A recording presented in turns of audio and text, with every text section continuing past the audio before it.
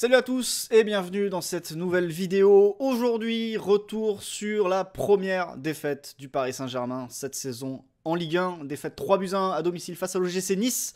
Une défaite à quelques jours de la demi-finale face à Arsenal. Et on va se poser une question.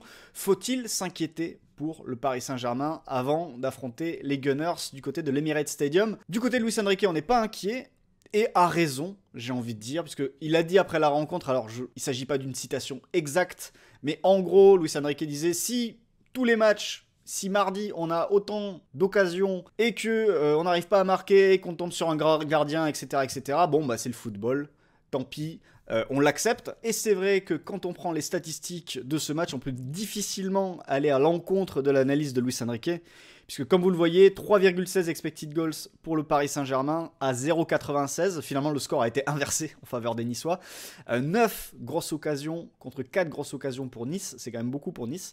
8 grosses occasions manquées, alors que Nice n'en rate qu'une seule et convertit les 3 autres. Et surtout aussi, parce que des fois, vous pouvez avoir des XG élevés et avoir une finition qui n'est pas bonne. C'est-à-dire, vous allez avoir des XG cadrés inférieurs à vos XG de base. Et en fait, en l'occurrence, là, on a 3,53 XG cadré. Donc ça veut dire que par rapport à ses positions de tir, le PSG, grâce à ses frappes, a obtenu des occasions encore plus grosses. Il faut mettre le crédit, évidemment, sur la performance de Marcin Bulka dans les cages de Nice, qui a été assez impressionnant, alors que d'ailleurs, la dynamique de ces dernières semaines n'allait pas forcément dans son sens du côté de Nice. Et Nice a perdu des points, peut-être en partie, à cause de ses performances un petit peu décevante. Il s'est rattrapé sur un match, et on verra d'ailleurs pour Nice, mais c'est un autre sujet, si cette victoire à Paris inverse leur dynamique qui était assez négative sur le plan de la réussite ces derniers temps. Et là, disons que toute la réussite qu'ils n'ont pas eu sur les matchs d'avant, ils l'ont un petit peu eu sur ce match face au Paris Saint-Germain. Mais le sujet donc aujourd'hui, le sujet principal, c'est la performance du Paris Saint-Germain face à Nice et les enseignements qu'on peut en tirer peut-être avant de retrouver Arsenal en demi-finale de la Ligue des Champions. Et moi, je veux mettre l'accent sur deux petites choses qui m'ont fait tiquer sur les deux premiers buts de l'OGC Nice, les deux buts encaissés dans le jeu, même si ça part, vous allez le voir, de phase arrêtée. Les deux buts de Morgan Sanson, on va les voir tout de suite en palette et je vais vous expliquer ce qui m'a dérangé. Et ces buts, donc, nous y voilà. On est en première mi-temps, il y a un coup franc en faveur de l'OGC Nice. Et il y a une situation qui va se dessiner petit à petit sous nos yeux, on va la voir. On se met en place côté parisien, et là où j'ai envie de mettre l'accent, moi, c'est sur le positionnement des trois milieux parisiens, Vitinha, Fabian Ruiz et Joao Neves, qui vont se retrouver face à un carré, face à eux, face à 4 Niçois, comme vous allez le voir. Là, vous avez Rosario, vous avez Boudaoui, vous avez Sanson, et vous avez Buonanni. Et évidemment, après, côté niçois, vous connaissez le système, 3 joueurs derrière, un joueur au large ici à gauche, un joueur au large en bas à droite et Gaëtan Laborde ici à la pointe de l'attaque.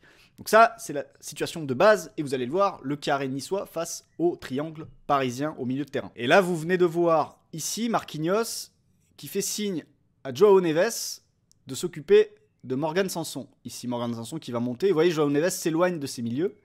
Vous avez Fabian Ruiz qui jette un coup d'œil du côté de Rosario. Et là, vous voyez un problème forcément qui se dessine, c'est que Vitinha, il a deux joueurs. Vitinha, il a Boudaoui ici et il a Buonanni qui se déplace dans son dos. Et d'ailleurs, je crois que c'est ce qu'il signale un petit peu à ses partenaires. Vous voyez, Vitinha là, vraiment entre deux joueurs, il y a Boudaoui, il y a Buonanni. Et c'est là que les problèmes commencent parce que Boudaoui se retourne. Alors Vitinha joue bien le coup parce que Vitinha, il coupe la relation entre les deux.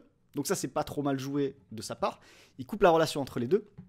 Et ensuite, le truc, c'est que Boudaoui va se tourner vers l'extérieur. Il y a Klose qui vient offrir une solution ici. Et c'est Klose qui va permettre d'atteindre Buonanni dans l'axe. Voilà, passe de Boudaoui, remise de Klose. Buonanni, il est passé dans le dos. Ruiz n'a pas cherché, n'a pas compensé, n'a pas suivi. Joao Neves, lui, il est loin de l'action parce qu'il est parti sur son joueur de base, qui était Morgan Sanson, à la demande de Marquinhos. Voilà, supériorité numérique dans le cœur du jeu. 4 contre 3, et là, c'était plus 3 contre 2 même. Buonanni peut partir vers le but. Neves laisse partir lui Sanson. Neves il resserre vers l'intérieur comme Marquinhos d'ailleurs. Et là il y a quand même une passe qui est exceptionnelle, je trouve, de la part de Buonanni. De l'extérieur, parfaitement dosée pour la course de Sanson. Il aurait pu aussi décaler la board d'ailleurs sur le côté.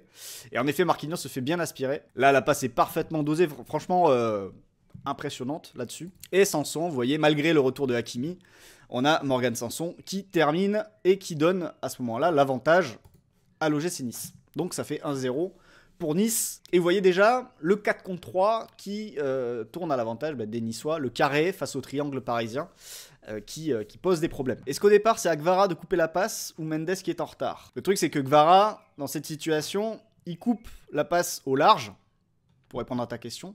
Tu vois Guevara là où il est, si je reviens, si je me mets là, par exemple, Guevara il coupe la ligne si Klose reste sur l'aile. Par contre si Klose rentre à l'intérieur, c'est là que Guevara, sa position, elle est plus bonne, forcément, puisqu'il n'empêche plus la passe vers Klose. Et ensuite, en effet, Mendes réagit un peu en retard. On avance. Deuxième mi-temps, coup d'envoi pour l'OGC Nice. Côté parisien, on se met en place. Vous voyez là, Vitinha sort, Ruiz sort. Donc là, Vitinha sort vers le décrochage de Boudaoui. Ruiz, lui, va vers Rosario. João Neves, il est avec Sanson. Bah forcément, il reste un quatrième joueur. C'est Buonanni, ici. Le jeu long de Ndaï Chimillé. Il y a un 2 contre 2. Ici, qui va être à la retombée? Bah, ça va être Buonanni qui va être sur le deuxième ballon. Parce que Vitinha est sorti haut. Hop! Et ballon récupéré donc pour l'OGC Nice dans les 30 derniers mètres du Paris Saint-Germain. Assez facilement, juste en long ballon. On a fait sortir Vitinha, on a fait sortir Ruiz. Et du coup, on a joué long. Et derrière, on bénéficie de ce surnombre à nouveau. Alors là, côté parisien, on se replace un petit peu. Et là, à nouveau, le quatrième joueur, si je prends la situation ici, Vitinha, il est allé sur Boudaoui. Ruiz, il est par rapport, on va dire, à Rosario. Et en fait, Buonanni, il n'y a personne qui l'a récupéré. Nuno Mendes, il est dans un entre-deux entre Klose et Buonanni. Pacho et Marquinhos, ils sont avec Laborde. À l'opposé, vous avez Hakimi avec Ali Abdi.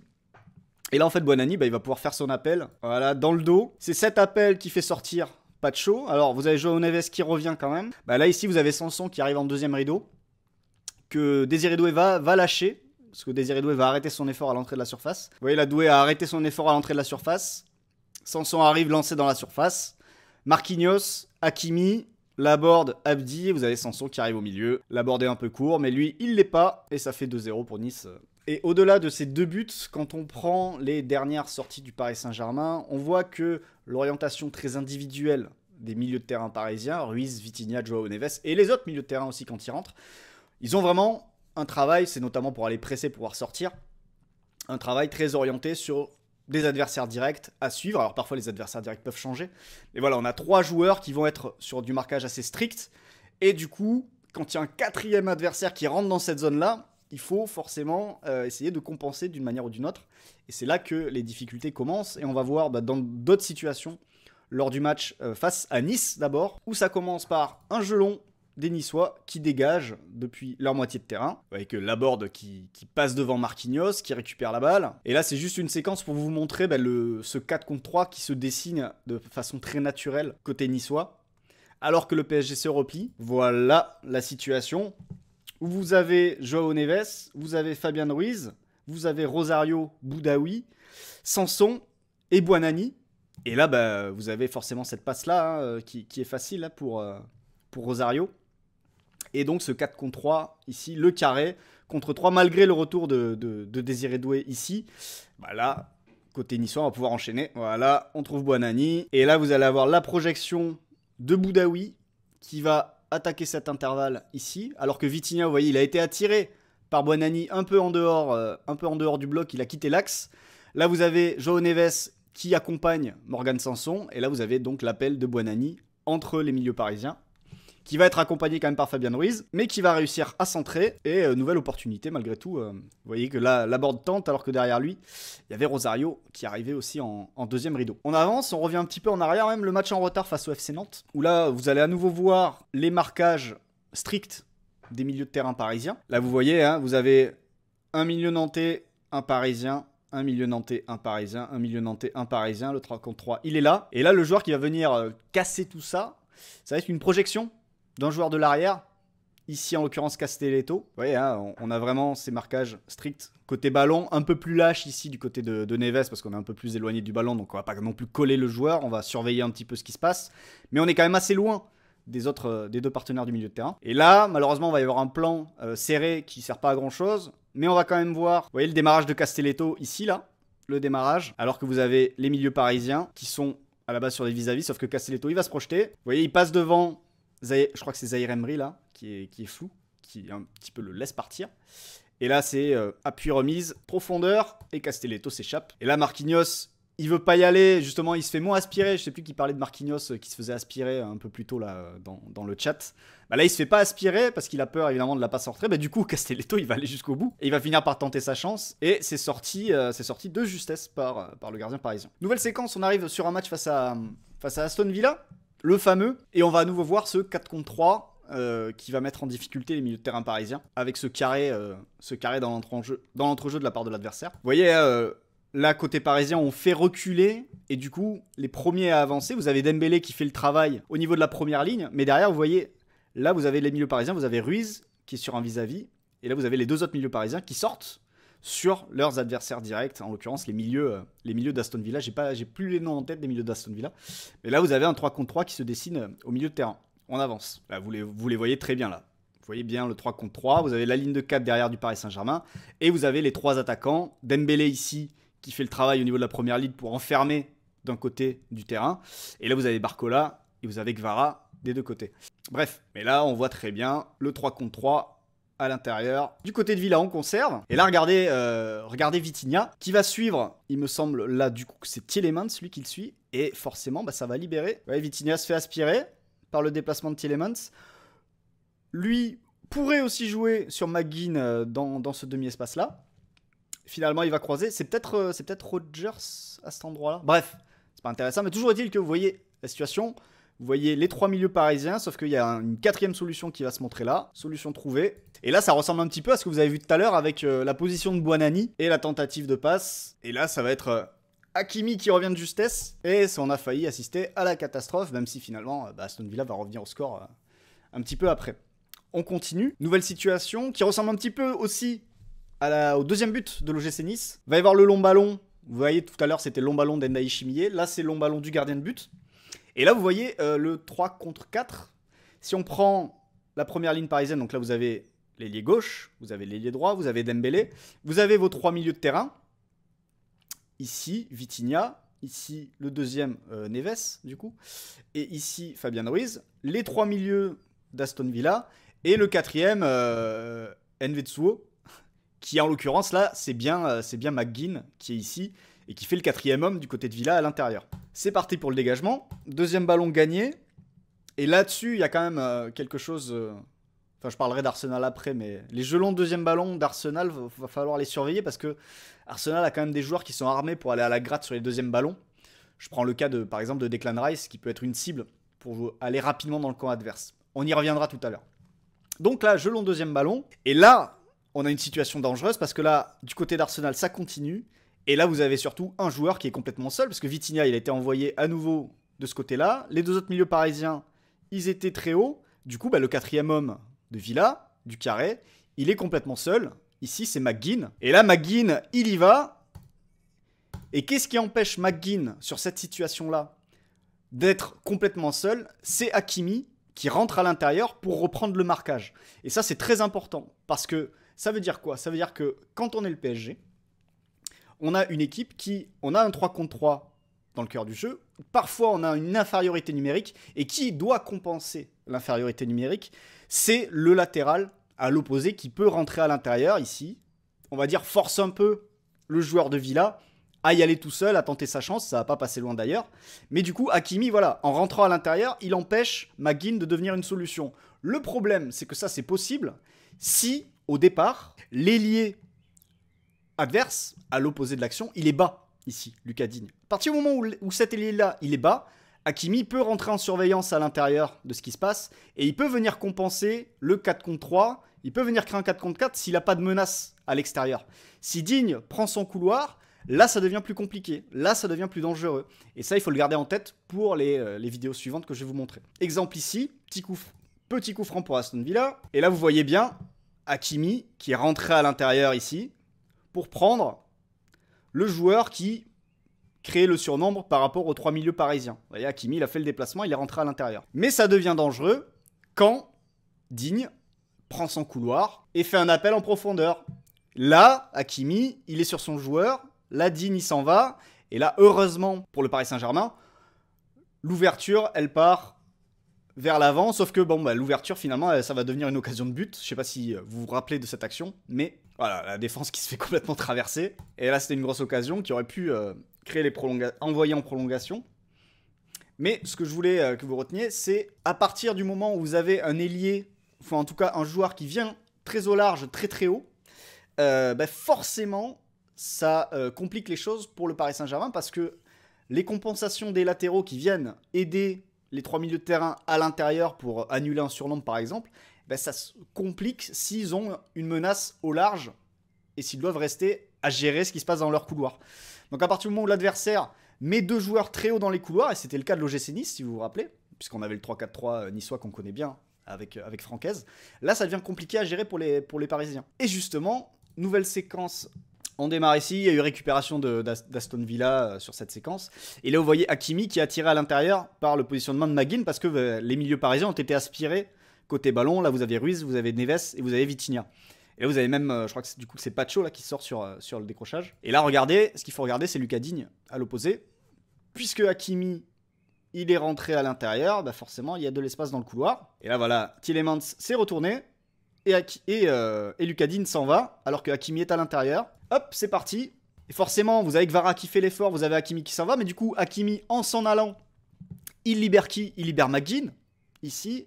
Et là, il faut que les milieux y cavalent pour rattraper le retard et récupérer McGinn. Et c'est compliqué. McGinn, il enflamme Kvara. Il redécale Digne après avoir fixé. Et c'est lui qui est pas loin de marquer. Et nouvelle séquence, la plus... Je trouve que c'est la plus parfaite pour illustrer le problème que je veux montrer. À partir du moment où Hakimi doit gérer un joueur dans son couloir très haut, c'est beaucoup plus compliqué pour lui de gérer aussi ce qui se passe à l'intérieur et de compenser l'infériorité numérique qui peut se créer au milieu de terrain. Là, vous avez un 3 contre 3, sauf que vous savez ce qui va se passer. Là, vous avez Kvara qui sort, et là, vous avez McGinn qui apparaît. Voilà, et c'est ce McGinn-là qui va être problématique ici. Alors, Kvara, il y va pour empêcher la passe, je crois, vers Digne. Hakimi, il rentre à l'intérieur pour prendre McGinn. Sauf que Digne, il est passé dans le dos de Kvara, donc Digne devient une menace pour Hakimi. Hakimi, c'est plus trop. Est-ce qu'il doit fermer là? Est-ce qu'il doit faire attention à l'ouverture vers Lucas Digne? Il lâche McGinn. Il part gérer à l'extérieur. Alors, je pense que la priorité en général, c'est plus de fermer l'intérieur et après de se replier si ça part à l'extérieur. Mais bon, là en l'occurrence, il a fait ce choix-là parce que la position haute ici lui a créé l'incertitude. On gère McGinn ou on gère Digne. Il choisit Digne. McGinn est servi. Bon, là après, il y a le buffle McGinn qui fait la différence parce que je vous demande juste de regarder là où il prend le ballon, la position de Neves et voir ensuite ce qui se passe après entre le moment où il porte la balle et le sprint de Neves. Vous avez Neves qui n'arrive pas à rattraper McGinn qui est en train de conduire le ballon. Ça, je trouve ça quand même assez impressionnant. Et là, l'action, vous savez comment ça se passe. Ça va jusqu'au bout et ça fait but pour Aston Villa. Et Aston Villa, à ce moment-là, revient à égalité et se rapproche des Parisiens. Alors, question... Ouais, 93. Comment Arsenal devra créer le surnombre en transformant le 3 contre 3 en 4 contre 3? J'ai envie de te dire que pour Arsenal, ça va être naturel de créer ce surnombre-là. Et je vais vous le montrer avec le tableau, ici. Arsenal, sa situation offensivement, c'est un 3-2-5. C'est exactement comme ça. C'est-à-dire que vous avez la ligne de 3 derrière. Donc, j'ai plus tous les noms en tête à chaque fois, mais vous avez Saliba, vous avez Timber. Je ne sais plus qui est axe. Bref, c'était qui contre le Real Madrid? Ah oui, Kivior, c'était Kivior qui jouait axe gauche. Vous aviez Saliba là, vous aviez Timber ici. Et ensuite, comme c'est dit dans le chat, Skelly, qui est latéral gauche à la base, Skelly rentrait à l'intérieur et il crée un double pivot aux côtés de Thomas Partey. Du coup, qu'est-ce que ça a créé? Vous aviez Declan Rice qui jouait un cran plus haut, qui venait ici, à côté de garde. Et surtout, du côté d'Arsenal, vous avez ces deux joueurs au large, toujours, Martinelli généralement à gauche, et évidemment Bukayo Saka à droite, et devant vous avez Mikel Merino. Donc, tout ça pour dire que naturellement, du côté d'Arsenal, à l'inverse d'Aston Villa, qui a fait monter ses latéraux au fil du match et au fil de la double confrontation, qui a rendu Digne et Cash, je crois, plus agressifs, plus offensifs, et du côté d'Arsenal, de base, Hakimi et Nuno Mendes de l'autre et Nuno Mendes de l'autre côté, ils auront des adversaires à gérer sur les ailes. Donc, ce ne sont pas eux, en théorie en tout cas, qui pourront venir à l'intérieur, comme Hakimi le fait, ici, parfois, pour annuler un surnombre. Parce que là, il aura toujours une menace sur l'aile. Donc Hakimi, il va rester là. Donc il va falloir que Paris trouve d'autres solutions pour gérer cette infériorité numérique-là. L'autre problème, c'est que Paris, vous pouvez me dire, ils vont peut-être juste aller chercher Arsenal très haut. Et donc, vous faites votre 3 contre 3. Vous faites vraiment pour prendre toutes les solutions courtes qui vont venir se présenter. J'ai envie de dire, ok, pourquoi pas. Le problème d'Arsenal, c'est que c'est une équipe qui a quand même des joueurs qui peuvent, sur du jeu long et du deuxième ballon, être des cibles intéressantes. Je prends l'exemple de Mikel Merino devant. C'est quelqu'un qui peut être ciblé de la tête.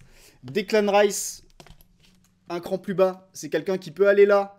Et en plus là, c'est quelle zone? C'est la zone de Marquinhos qui, de la tête, est en difficulté quand même. Donc avec Merino et avec Marquinhos, vous avez deux joueurs sur lesquels, au niveau du jeu long et du deuxième ballon, vous pouvez être assez pertinent quand même du côté d'Arsenal. Donc, il y a des situations, disons que sur l'opposition des deux systèmes, Arsenal va poser des problèmes, je pense, qui vont forcer Paris à s'ajuster. Alors, je ne sais pas comment Paris va s'ajuster. Je n'ai pas la science de Luis Enrique. Mais je pense que ça risque d'être problématique. Et l'autre problème, d'ailleurs, c'est que, comme vous le savez aussi du côté d'Arsenal, devant, depuis quelques temps, c'est pas un 9 qui reste haut, c'est un 9 qui aime bien décrocher. Donc, en plus, le 4 contre 3, ça pourrait devenir à terme un 5 contre 3 dans le cœur du jeu. Et là, ça demandera certainement aux ailiers parisiens, que ce soit Doué, Gvara, Barcola, voire peut-être même à Dembélé, à venir un cran plus bas pour venir aider et renforcer un petit peu cette zone. Peut-être partir d'un cran plus bas et ressortir après. Et dans ce cas-là, c'est les milieux qui sortiraient plus que les ailiers. Parce que comme ça, vous densifiez un peu l'axe, vous êtes un petit peu plus armé sur les deuxièmes ballons ou des choses comme ça, et vous partez de cette position plus basse pour ressortir. Bref, il y a beaucoup de choses qui seront intéressantes à regarder. C'était juste faire une petite vidéo pour vous montrer les différents... pour vous montrer la réflexion que j'ai eue en voyant les derniers matchs du Paris Saint-Germain et ce que ça pourrait causer dans l'organisation et dans les ajustements en vue de cette demi-finale aller. Qu'est-ce que vous en pensez dans le chat? Et qu'est-ce que vous en pensez en commentaire d'ailleurs? N'hésitez pas sur YouTube. Merci d'avoir suivi cette vidéo jusqu'au bout. Si elle vous a plu, ce dont je ne doute pas, si vous êtes encore là, n'hésitez pas à laisser un pouce, lâcher un commentaire, ça m'aide beaucoup pour l'algorithme, pour rendre les vidéos encore plus visibles et du coup me motiver à en faire encore plus. Donc je compte sur vous et à bientôt pour un prochain sujet vidéo. Ciao!